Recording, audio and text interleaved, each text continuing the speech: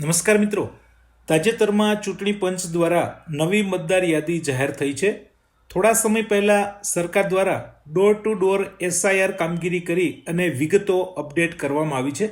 હવે આ નવી મતદાર યાદીમાં તમારું નામ છે કે નહીં, જો તમે ફોર્મ ભરીને આપ્યું ના હોય, મતદાર યાદીમાં જ્યાં તમારું નામ હોય ત્યાંથી બીજે રહેવા જતા રહ્યા હોય, BLO સાથે તમારો સંપર્ક ના થયો હોય અથવા કોઈ પણ કારણસર વિગત અપડેટ ના થઈ હોય તો તમારું નામ મતદાર યાદીમાંથી કમી થઈ ગયું હશે.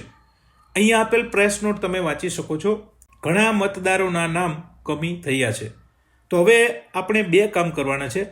નંબર 1, 20/12/2025ના રોજ પ્રસિદ્ધ થયેલી આ નવી મતદાર યાદીમાં તમારું નામ છે કે નહીં એ ઓનલાઈન ચેક કરવાનું છે. ઘરમાં જેટલા પણ સભ્યોના ચૂંટણી કાર્ડ છે એ દરેક સભ્યની વિગત ઓનલાઈન ચેક કરવાની છે ચૂંટણી કાર્ડ નંબર પરથી. માની લો કે તમારું અથવા કોઈ સભ્યનું નામ નવી મતદાર યાદીમાં ન હોય તો હવે સરકારે એમના માટે 18 જાન્યુઆરી 2026 સુધીનો સમય આપ્યો છે. ત્યાં સુધીમાં તમારે મતદાર યાદીમાં ફરીથી નામ દાખલ કરવાની પ્રોસેસ કરવાની છે. આ બંને વિશેની માહિતી આ એક જ વિડીયોમાં આપેલી છે, માટે ખાસ વિડીયો એન્ડ સુધી જોઈ લેજો. કારણ કે જો મતદાર યાદીમાં તમારું નામ નહીં હોય અને તમે હવે એની કોઈ પ્રોસેસ નહીં કરો તો આવનાર સમયમાં એવું બની શકે કે તમે ચૂંટણીમાં મત ના આપી શકો અને ચૂંટણી કાર્ડનો કોઈ પણ જગ્યાએ ઉપયોગ ના કરી શકો. તો વધુ સમય ન લેતા ચાલો જોઈએ ફૂલ ડિટેલ્સ સાથે આ વિડીયો. તો સૌથી પહેલા પૂરણ સરનો આ વિડીયો ખાસ એન્ડ સુધી જોઈ લેજો જેથી તમે આ કામ સરળતાથી કરી શકો. અને હા, વિડીયો ગમે તો લાઈક આપવાનું ભૂલતા નહીં. તો માટે સૌથી પહેલા તમારા મોબાઈલ, કોમ્પ્યુટર, ટેબ્લેટ કે લેપટોપમાં ગૂગલમાં જઈને સર્ચ કરો CEO ગુજરાત. આટલું લખી સર્ચ કરશો એટલે પહેલી જ લિંક આ પ્રમાણે જોવા મળશે, emrs.gujarat.gov.in. આ લિંક ઉપર ક્લિક કરો. ત્યાર પછી ચૂંટણી પંચની આપણી ગુજરાતની ઓફિશિયલ વેબસાઇટ દેખાશે, જેમાં આવા કેટલાક ઓપ્શન હશે.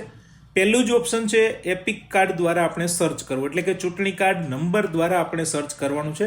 એટલે પહેલા ઓપ્શન ઉપર એકવાર ટિક કરવાનું છે. જોકે ડિફોલ્ટ પહેલું જ ઓપ્શન સિલેક્ટ હશે.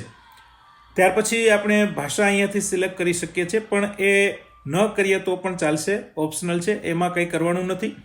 હવે આપણા ચૂંટણી કાર્ડમાં ઉપર જ્યાં નંબર છે એ ચૂંટણી કાર્ડ નંબર અહીંયા લખવાના છે. યોર એપિક નંબર જ્યાં લખ્યું છે ત્યાં ટચ કરી ચૂંટણી કાર્ડ નંબર લખવાના છે. ત્યાર પછી નીચે સિલેક્ટ યોર સ્ટેટ, તો અહીંયાથી આપણે આપણું ગુજરાત રાજ્યનું નામ જ્યાં છે એના ઉપર ટચ કરવાનું છે, એટલે ગુજરાત ત્યાં આવી જશે. એની નીચે અહીંયા કેપ્ચા કોડ છે, એ જેવી રીતે લખ્યું છે એવી જ રીતે અહીંયા લખવાના છે.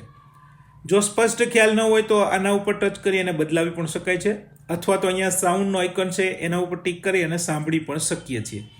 તો હું ચૂંટણી કાર્ડ નંબર લખી અને કેપ્ચા કોડ લખું છું. ત્યાર પછી આપણે જે સર્ચનું ઓપ્શન છે એના ઉપર ટચ કરીએ એટલે આપણે આપણા ચૂંટણી કાર્ડની વિગત જાણી શકશું. જેવું તમે સર્ચ ઉપર ટિક કરશો એટલે નીચે આવી રીતે જોવા મળશે રિઝલ્ટ. નવી મતદાર યાદીમાં તમારું નામ હશે તો એ વિગત તમે વાંચી શકશો. તમારું નામ, રિલેટિવનું નામ, ડિસ્ટ્રિક્ટ, પછી વિધાનસભા નંબર, ભાગ નંબર, પોલિંગ સ્ટેશન એટલે તમારું મતદાન મથક કયું છે, ત્યાર પછી સિરિયલ નંબર.